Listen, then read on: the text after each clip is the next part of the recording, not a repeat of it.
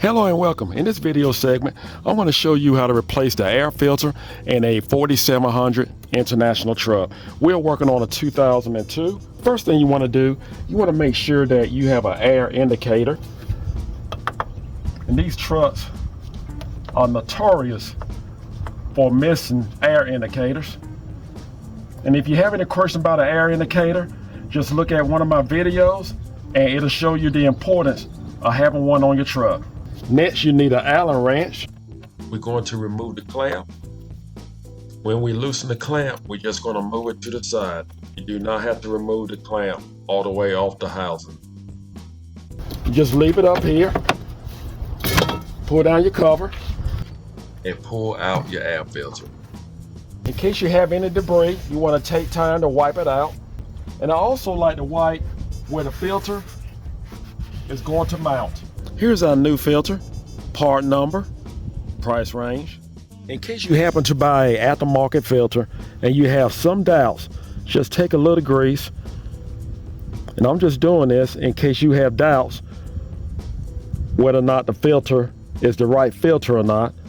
And I'm gonna show you how you can actually see for yourself and make you feel a lot better about the filter that you are actually installing.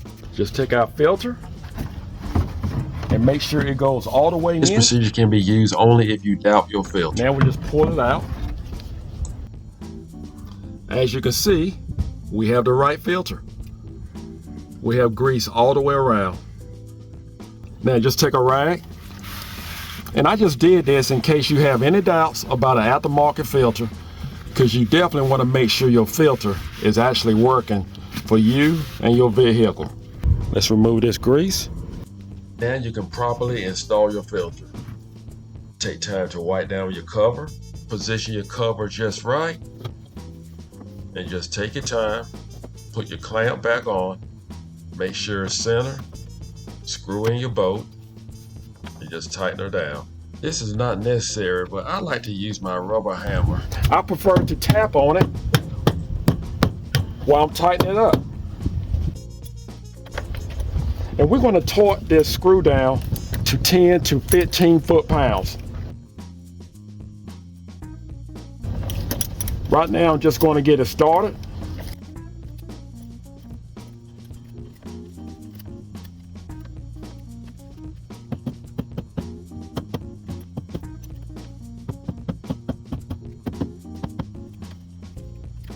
Now we're going to torque it down to 10 to 15 foot-pounds.